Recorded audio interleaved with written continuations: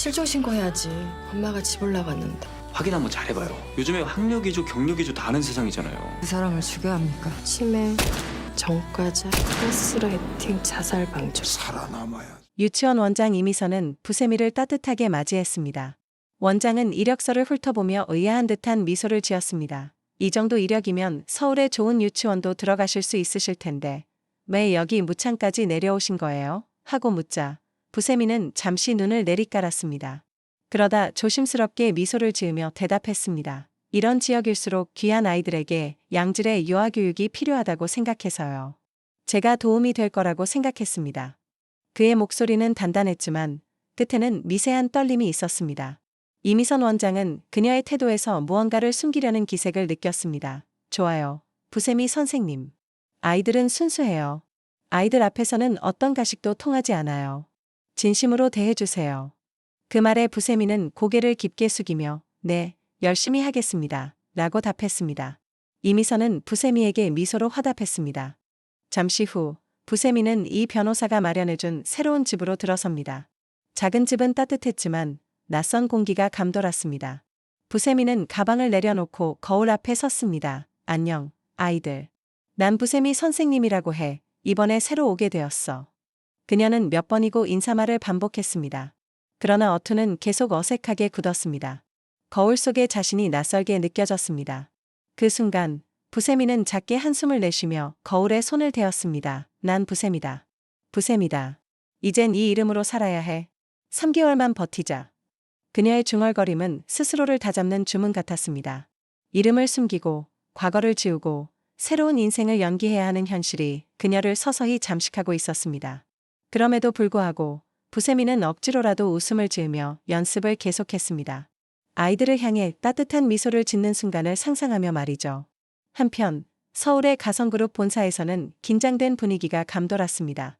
가선영과 가선우는 공항 CCTV 영상을 재생하며 화면을 확대했습니다. 잠깐, 여기. 이게 김영란이지? 가선우가 날카롭게 물었습니다. 화면 속에는 공항 화장실에서 옷을 갈아입고 빠져나가는 김영란의 모습이 잡혀 있었습니다. 그럼 지금 어디에 있는데? 경호팀장이 조심스럽게 대답했습니다. 현재 추적 중입니다. 서울시 CCTV는 아무나 볼 수 있는 게 아니라 조회가 쉽지 않아 시간이 걸립니다. 그 답에 가선우는 분노를 억누르지 못하고 손에 들고 있던 펜을 부러뜨렸습니다. 그때 옆에서 김 변호사가 말을 보탰습니다. 이돈 변호사가 유언장 공개일을 주주총회일로 변경했습니다. 시간이 많지 않습니다.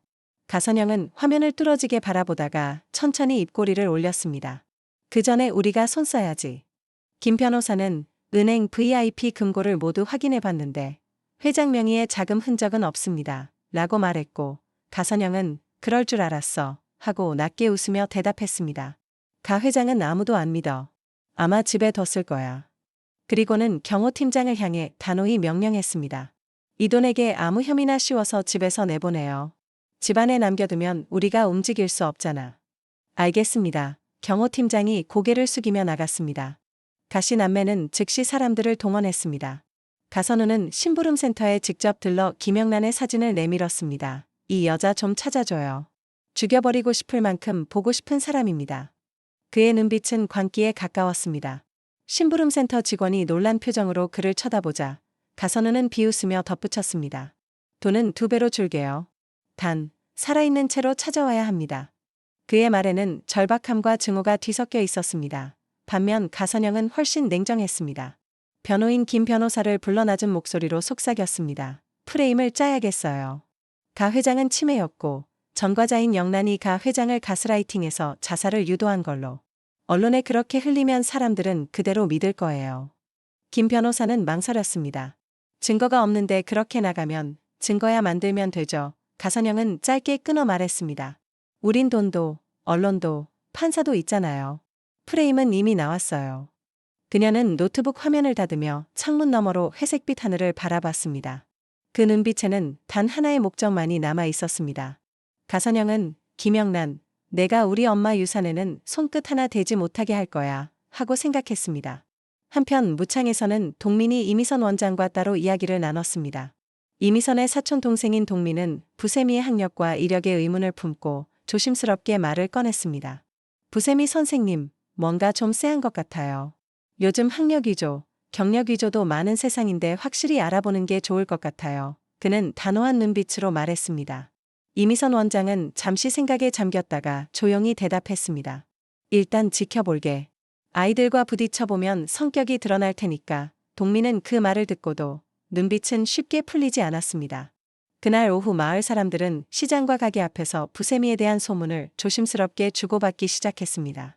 동네 사람들은 서울에서 온 선생이라더라 라고 속삭였습니다. 저택에서는 백혜지가 영란의 빈자리를 의심하며 이돈 변호사에게 물었습니다. 그녀는 목소리를 낮추어 근데 사모님은 왜 집에 안 들어오시는 거예요? 라고 물었습니다. 이변은 애써 태연한 척 미소를 지으며 변명했습니다. 회장님 장례 절차를 치르고 나서 개인 사정이 있으신가 봅니다. 곧 돌아오실 거예요. 백희진은 고개를 끄덕였지만 눈가에는 걱정의 그림자가 비쳤습니다. 그녀는 주방 쪽을 바라보다가 혼자 중얼거렸습니다. 친구, 없으니까 허전하네. 얼마 후 이변은 영란을 만나러 무창으로 내려갔습니다. 이변은 영란에게 담담하게 상자를 건넸고 영란은 상자를 열어 차갑게 금속의 감촉을 느꼈습니다. 이변이 건네준 것은 권총이었습니다. 권총을 손에 쥔 순간 그녀는 떨리는 목소리로 물었습니다. 제가 사람을 죽여야 합니까? 이변은 무덤덤하게 답했습니다. 가시 남매는 사모님을 죽이러 올 겁니다. 언제든지 그들에게 맞설 준비가 되어 있어야겠죠. 만약 누군가를 죽여야 한다면 그 또한 서슴지 않아야 할 거고요. 영란은 그 말을 들은 뒤 무겁게 고개를 숙였습니다. 그 밤 영란은 총을 들고 조용히 사격장으로 향했습니다. 사격장은 외딴 곳에 위치했고 도로 옆 가로등 하나만이 희미하게 불을 밝히고 있었습니다. 영란은 초조한 손으로 권총을 쥐고 표적을 향했습니다. 첫 발은 비틀거리며 표적의 가장자리를 스쳤고 탄피가 바닥에 떨어지는 소리가 크게 들렸습니다. 그녀는 숨을 고르며 눈을 감았다가 다시 표적을 바라보며 조준했습니다. 마음속에서는 과거의 상처와 현재의 상황이 교차하며 한숨과 함께 무거운 결심이 자라났습니다. 총성이 울릴 때마다 그녀의 얼굴에는 결연한 다짐의 눈빛이 비쳤습니다. 그녀는 마지막 한 발을 쏘아 표적의 정중앙을 정확히 맞췄습니다. 영란은 숨을 크게 내쉬며 권총을 내려놓았습니다. 무창 마을 버스 정류장에서 동민은 우연히 부세미가 내리는 장면을 목격했습니다. 동민은 순간 멈칫했지만 곧 어색한 미소를 지으며 다가갔습니다.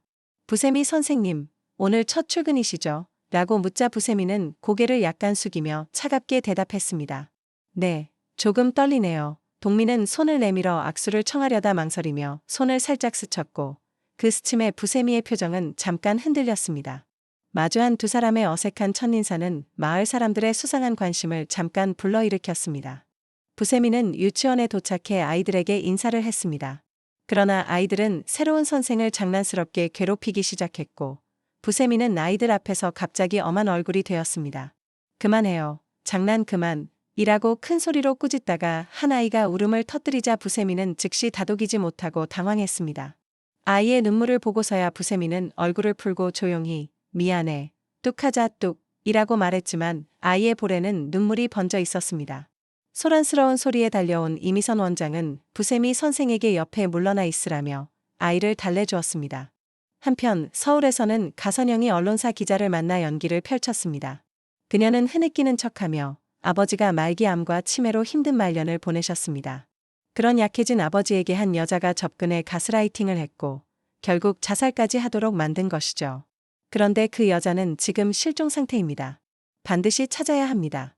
라고 말했습니다. 기자는 눈빛이 반짝이며 특종을 잡은 듯 유리한 질문을 던졌고 그 인터뷰는 곧바로 기사화되어 뉴스 헤드라인을 장식했습니다. 그 시각 경호팀장은 이돈 변호사에게 사기 혐의를 씌워 경찰 조사를 받게 만들었습니다. 그 사이 가선우는 이돈이 집을 비운 틈을 타 서둘러 저택으로 들어왔습니다. 그는 최 집사, 양철수, 백희지에게 오늘은 이만 퇴근들 하세요 라고 명령하고 집안 곳곳을 샅샅이 뒤지며 숨겨진 금고를 찾기 시작했습니다. 가선우가 집안을 뒤질 때 백희지는 불안한 듯 그 장면을 멀리서 지켜보았고 이 움직임을 이상하게 여겨 몰래 메모를 남겼습니다. 그날 밤 무창의 작은 방에서 부세미는 몰래 가성호가 남긴 편지 한 장을 꺼내 읽었습니다. 편지에는 딸 예림이에 대한 회장의 절절한 후회와 함께 누군가는 내 딸이 마약과 남자 때문에 죽은 것이 아니라 가선영의 손에 의해 살해되었다는 진실을 밝혀줬으면 좋겠다는 문장이 적혀 있었습니다. 부세미는 읽을수록 숨이 막히는 기분을 느꼈습니다. 단순히 새로운 사람 역할을 연기하는 것만이 아니라 누군가의 진실을 밝히는 일에 대한 책임감을 느낀 것입니다. 편지를 접어 옷 속 깊숙이 숨긴 부세미는 창밖을 바라보며 다짐을 되새겼습니다. 내가 이 일을 시작했으니 끝을 봐야지 라고 속으로 말했습니다.